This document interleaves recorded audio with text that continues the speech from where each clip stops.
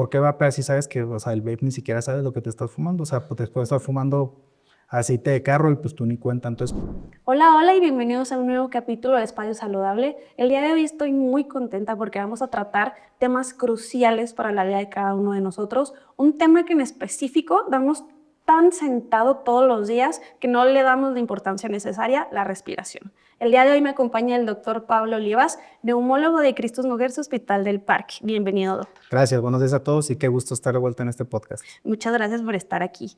Y pues bueno, doc, me gustaría que hoy habláramos específicamente sobre un padecimiento que seguro ves comúnmente, que es el asma. Y pues para empezar, ¿en qué consiste el asma? Bueno, el asma lo definimos como una enfermedad crónica inflamatoria de la vía aérea. Para saber más o menos y explicarnos, porque pues suena muy complejo esto, vamos a empezar con algo muy sencillo. ¿Qué es la vía aérea? La vía aérea tenemos aquí la tráquea, es un tubito grande, se divide en 2, 4, 8, 12, 16. Básicamente, como yo le explico mucho a los pacientes, es un árbol, pero al revés.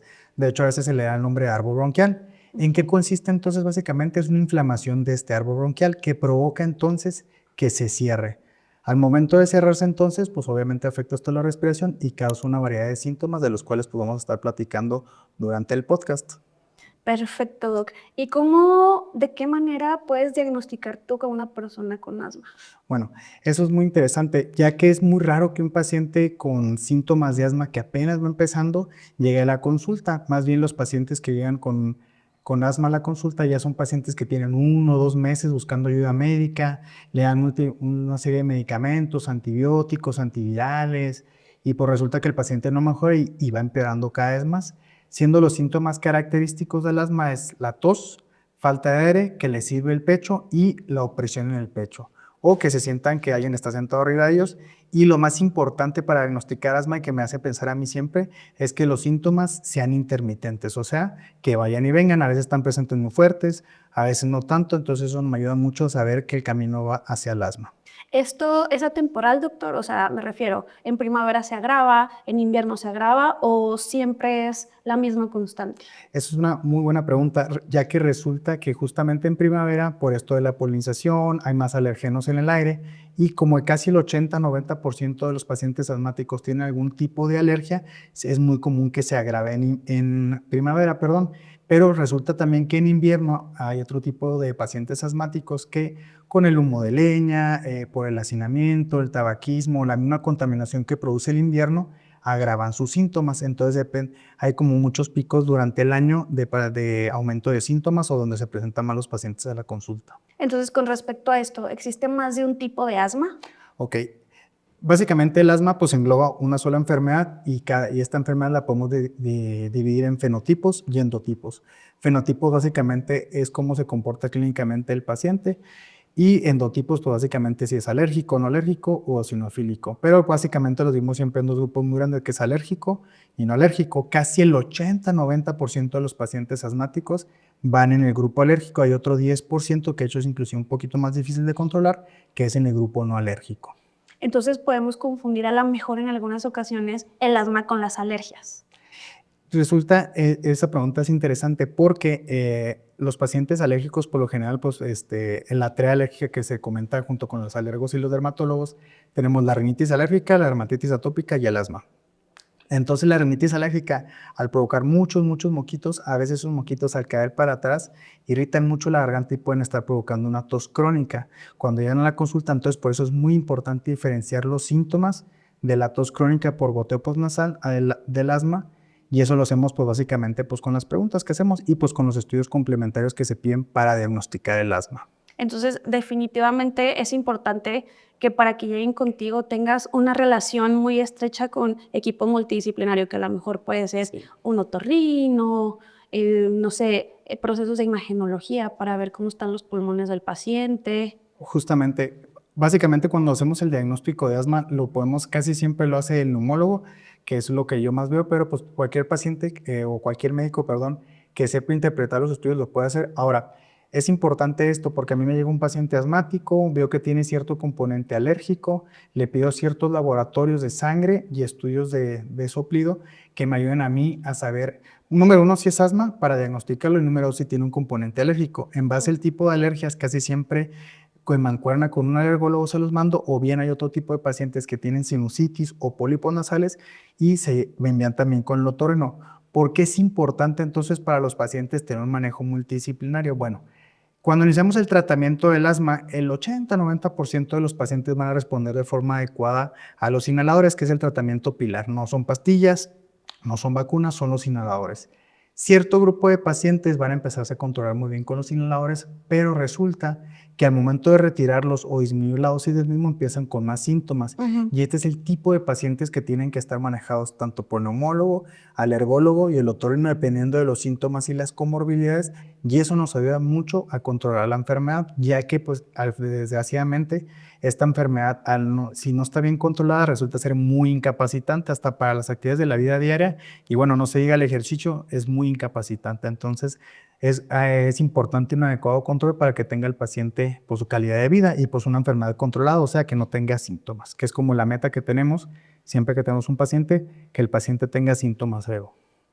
Y tocando este tema, creo que es importante como mencionar esto de que ya cuando nos sentemos fatal, que ya estamos así, de que no podemos respirar, no podemos hacer nada, como lo acabas de decir, llegamos contigo y luego pues ya, es una asma que está súper fuera de control y que no está controlada. ¿Me puedes platicar un poquito acerca de esto? Sí, por supuesto. Bueno, entonces tenemos un paciente que llega a la consulta de asma. El asma, haz de cuenta, como yo se los explico, es como una bolita de nieve en una montaña.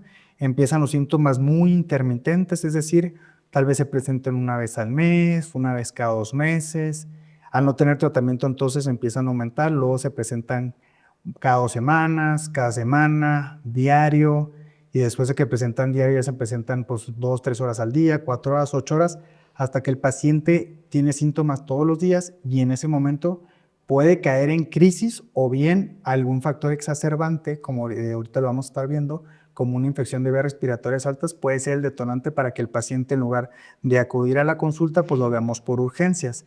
Desgraciadamente, entonces, el asma, a pesar de que, no sé, pues en las caricaturas, en muchas series, es como, el niño que escogen al último en el recreo y que anda todo el día con su inhalador, pues resulta que desgraciadamente el asma todavía en pleno siglo XXI hay gente que fallece de este padecimiento, entonces por eso es muy importante tenerlo controlado. Número uno, por calidad de vida y que el paciente no tenga síntomas, y dos, porque las crisis asmáticas desgraciadamente sí pueden poner en riesgo la vida del paciente, y un paciente ya con una crisis asmática que requiere una hospitalización o cuidados en terapia intensiva, pues se vuelve algo más complicado de controlar y pues si nos ponen en jaque. Obviamente para llegar a este punto, pues tiene que ser un paciente que nunca tuvo tratamiento o que nunca fue bien diagnosticado y por eso es el manejo multidisciplinario súper importante y al presentar síntomas pues acude con un especialista para poder dar el diagnóstico porque pues bueno, es importante diferenciar pues entre todas estas enfermedades respiratorias. Bueno, pues si me preguntas a mí qué llega a la consulta todos los días, pues todos los pacientes llegan con tos, pero pues no todos los pacientes con tos tienen asma, entonces siempre es importante diferenciar las enfermedades respiratorias, en este caso el asma, pues para darle un tratamiento adecuado y que el paciente no tenga pues alguna complicación a largo plazo, que esa puede ser lo principal, pues que fallezcan por una crisis asmática. Ok. Y pues claro que me imagino que todos conocemos a una persona de que, no, es que yo siempre tengo tos. Me la paso con tos y no es atemporal, sino que siempre tos, tos, tos, tos, tos. Y pues bueno, la recomendación para todas estas personas es acudir al médico. A lo mejor puede ser que sea asma y ya caer en una crisis asmática, quiero imaginarme que es súper, súper complicado. Y pues tocando este tema, Doc, ¿cuáles son las señales que indican al paciente y que te indican a ti que es un caso de asma grave? Ok, bueno, es importante esto porque como comentaba ahorita, pues, es muy raro que un paciente empiece apenas con los síntomas, tos, falta de aire, silbido en el pecho y opresión, y que apenas está empezando con los síntomas y llega a la consulta. Como te comentaba, son pacientes que ya tienen rato buscando ayuda médica. Ahora, esto es importante porque justamente el paciente, al tú interrogarlo, él se da cuenta de que tiene esos síntomas. Muchos pacientes los tienen, pero no los refieren. Entonces tú les preguntas, les das un interrogatorio adecuado y si los pacientes dicen, caray, resulta que sí tengo esos síntomas que me dice el doctor. Entonces está padre porque dentro de la educación médica que uno le tiene que dar al paciente forzosamente de su enfermedad, tú mismo le enseñas a identificar los síntomas. ¿Por qué? Porque son pacientes que están tan acostumbrados a tener estos síntomas, los empiezas a tratar, se empiezan a sentir mejor, mejora su calidad de vida y ellos mismos te dicen, ¿sabe qué, doctor? En este momento tuve una infección de vías respiratorias altas, dejé el tratamiento o me expuse a muchos alergenos y empecé otra vez con mis síntomas y están muy fuertes. Entonces, Hay varias cosas dentro de las guías que nos comentan del plan de acción de asma, que justamente es que el paciente sepa identificar estos síntomas para que el paciente empiece ya sea a usar más inhalador o si no mejora medicamentos orales o si no mejora pues que acuda con su médico para una valoración, porque a veces justamente cualquier paciente, inclusive aunque esté muy bien controlado, puede caer en crisis en cualquier momento por factores que no dependen de él.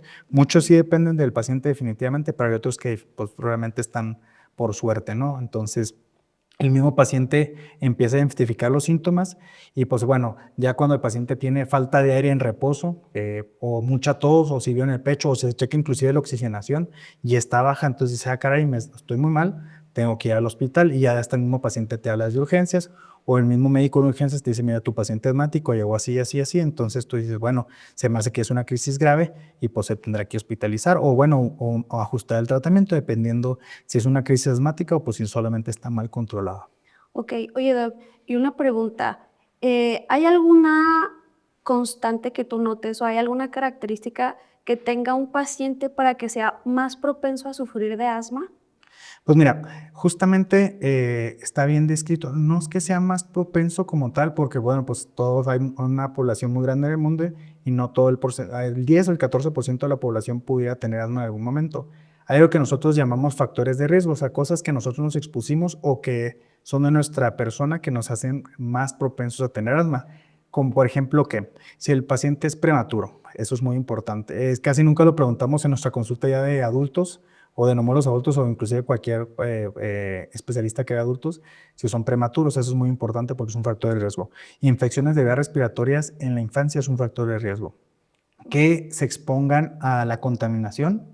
El 99% de la población mundial vive en ciudades en las que la contaminación no está bien controlada. Eso es muy importante porque justamente es uno de los factores de riesgo más importantes para que a largo plazo desarrollen asma. Y, por ejemplo, yo que veo adultos, si el paciente en algún momento de la infancia eligió que tenía asma. Ahora, Ujú. es raro el paciente que realmente te llega a la consulta y que en la infancia alguien le hizo una espirometría o le hizo el diagnóstico de asma y ya te llega a la consulta de adultos. No es tan común, pero sí se dan los casos. Pues entonces es importante siempre hacer ese tipo de preguntas o vigilar pues si el paciente se expuso a este tipo de cosas. O sea, el humo del tabaco también, que tus papás, no es clásico de que no, yo me salgo mis papás fuman, pero se salían, pues es lo mismo, de todas formas es un tabaquismo de segunda mano y sigue siendo un factor de riesgo para poder desarrollar asma en la adultez. Entonces, por eso es importante siempre preguntar e identificar esos factores de riesgo. Y también te ayuda mucho encaminarte pues, para saber por qué el paciente tiene asma.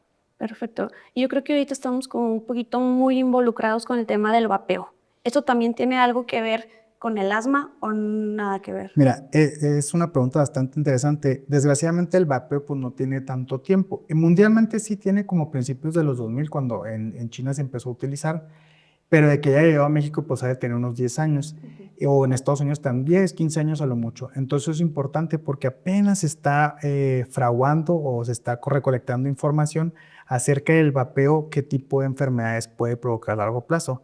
Ahorita actualmente ya se sabe que el vapeo puede provocar otra enfermedad respiratoria que es el EPOC. Lo que sí es un hecho y está bien descrito es que el vapeo puede exacerbar el asma. O sea, tienes tu paciente asmático que fuma, se va a exacerbar, o tienes un paciente que no sabe que era asmático y empieza a fumar vapeo y pues empieza a exacerbar o en aumentar sus síntomas y es cuando se presenta la consulta. Ujú. Ya que esa es una pregunta nueva que se agrega a la consulta. Ya a los adultos mayores o a los adultos arriba de 40, 50 es raro que les pregunte si vapean porque es raro que un adulto agarre ese tipo de vicio. Pero por ejemplo llegan pacientes de 20, 30 años con los síntomas respiratorios y fumas, no. ¿Vapeas? Ah, sí, sí me vapeo. No, pues que me acabo uno por semana, uno al mes. Entonces, pues ahí está el factor de riesgo para aumentar síntomas o para exacerbarse. Entonces, sí es importante hacer esta clase de preguntas porque sí resulta ser un factor causal o de exacerbación de asma o de provocación de síntomas. Ok, y saliéndonos un poquito del tema del asma, en sí, ¿qué consecuencias tiene el vapear para la salud? Bueno, de las más descritas, justamente son las complicaciones respiratorias. Bueno, sí está descrito para la salud cardiovascular, pero lo más importante para exacerbar enfermedades respiratorias o desarrollar enfermedades respiratorias a largo plazo, principalmente pues, la enfermedad pulmonar obstructiva crónica o el EPOC. Sí ya está descrito, ya hay literatura que te describe que los pacientes sí pueden desarrollar a largo plazo EPOC si siguen fumando vapeo.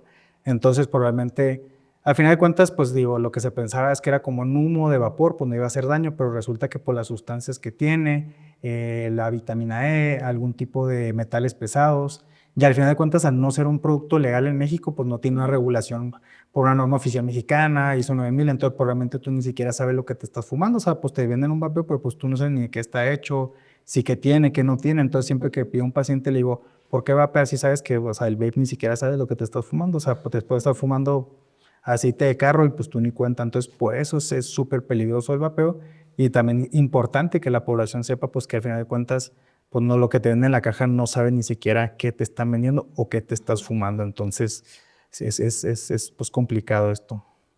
Es un tema definitivamente que se tiene que tomar bastante en cuenta. Ha habido casos fatales en los que gente que vapea pues pierde la vida por hacer estas prácticas, entonces pues sí. Sí, justamente en Estados Unidos aproximadamente hace como 4 o 5 años se empezaron a describir los primeros casos de una enfermedad que se llama EVAL y que justamente es como una inflamación aguda del pulmón que provoca una insuficiencia respiratoria y muchos de estos pacientes acaban intubados o muertos.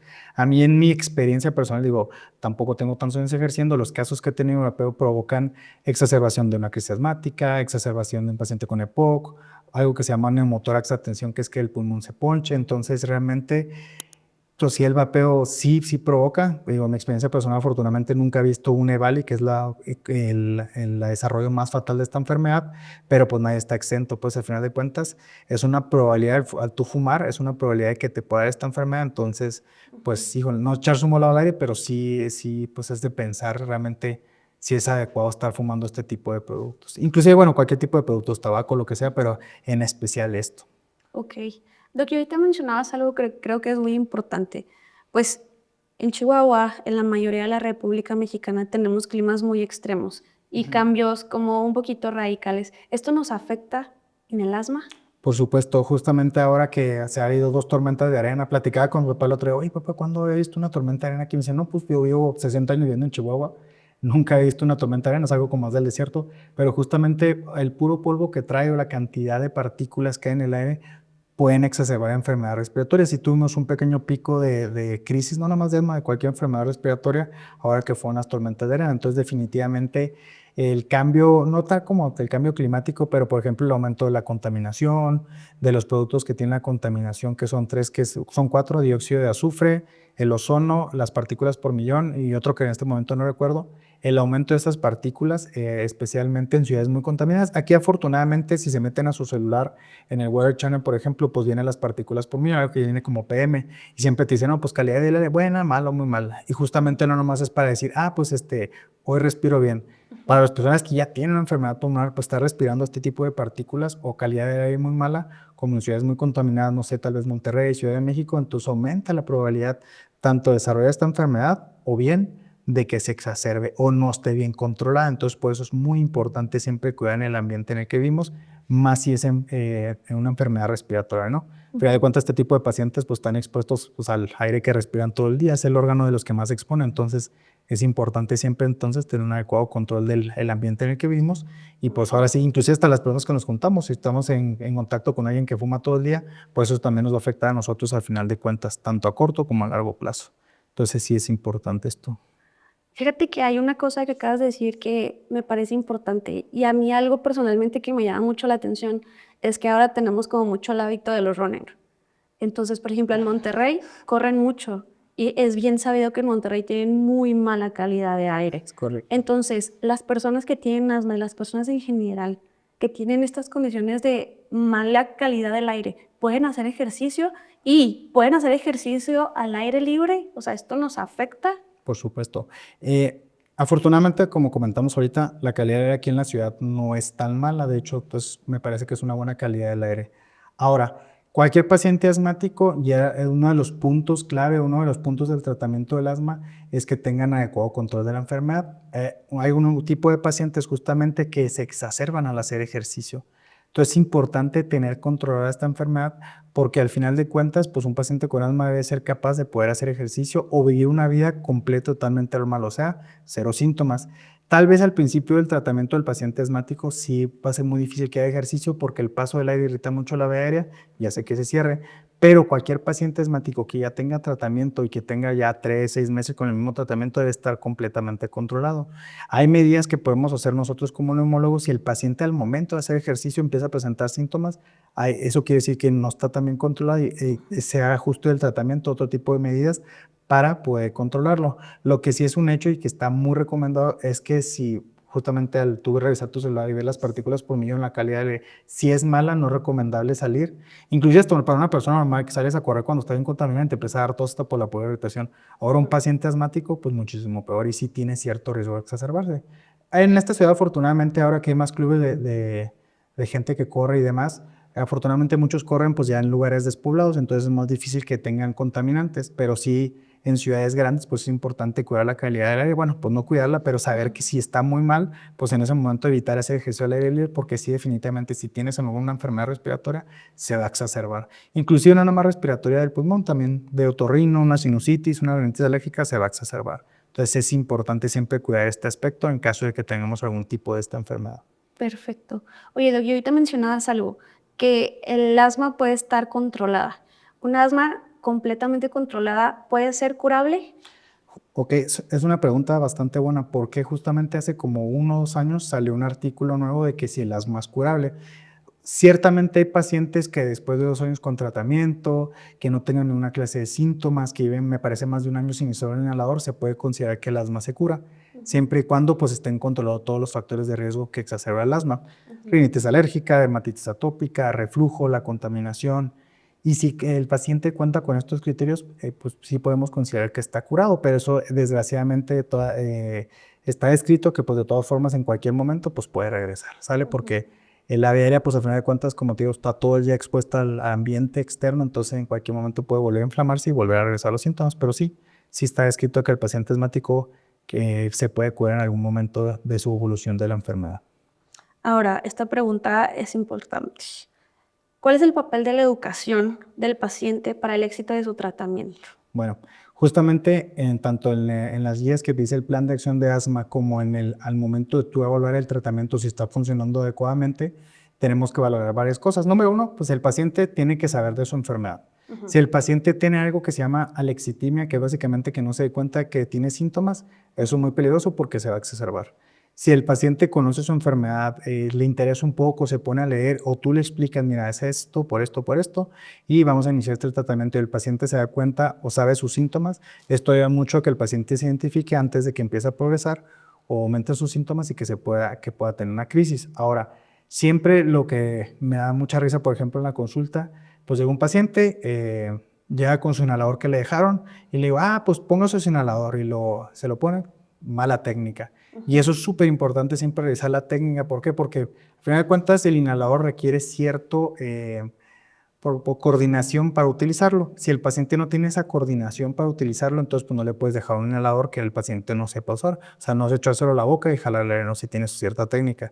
Ahora, afortunadamente hoy en día pues existen ciertos dispositivos como las aerocámaras que te ayudan a que si el paciente no sabe coordinar, pues batallas menos con este tipo de dispositivos. Pero sí, cada paciente tiene que tener un inhalador que se adecue a las circunstancias inclusive pues, socioeconómicas, si el paciente se puede o no coordinar y en base a eso decidir un inhalador que sea congruente para el paciente y que lo esté usando, porque por más que le recetes un inhalador, si no lo usa o no lo usa de forma adecuada, pues es exactamente igual que no lo use. Entonces, siempre que revisamos estos pacientes es saber, saca tu inhalador, explícame cómo se usa. No, se corrige la técnica y en base a eso decidimos si hay que continuar el mismo tratamiento o se retoma uno nuevo.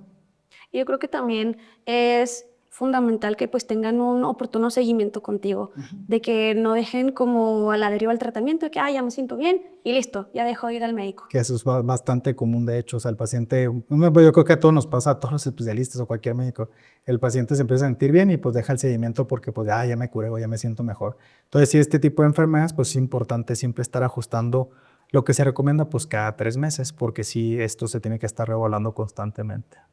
Perfecto, pues doctor, ha sido un placer tenerte aquí y sin duda yo creo que lo más constante que escuchaste hoy fue es importante, es importante, es importante, pero definitivamente estos temas son súper importantes y cruciales porque no les damos la importancia necesaria y hasta que estamos ya en una crisis muy grave respiratoria, ahora sí es cuando nos acercamos a los especialistas.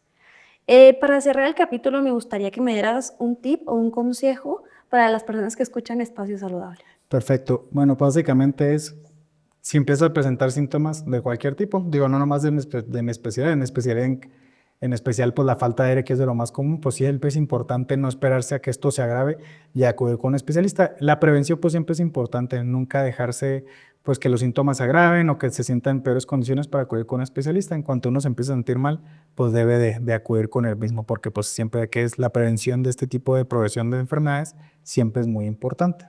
Y pues ir con un especialista de confianza, que estén certificados, eso es súper importante hoy en día que tenemos acceso al internet. Podemos ver si nuestro especialista cuenta con las cédulas, las certificaciones adecuadas para pues no dejarnos ahora sí que engañar o acudir con un médico pues que esté actualizado y que pues pueda ayudarnos de la mejor forma. Entonces esa sería como mi recomendación, no dejar pasar y saber con quién estamos yendo. Y pues bueno, muchas gracias. Ha Perfecto, sido un gracias por la tremendo invitación. placer tenerte aquí. Y por último, ¿dónde te encontramos? Bueno, yo estoy aquí en este hospital, en el Cristo Hamburguesa, en la calle Simón Bolívar, número 1000, en los nuevos consultorios del Cristo, seguida de aquí al Super Lerdo. Perfecto, pues ya saben, cualquier problema neumonal, aquí está el doctor Olivas. Y pues bueno, muchas gracias por estar en un nuevo capítulo de Espacio Saludable y nos vemos pronto.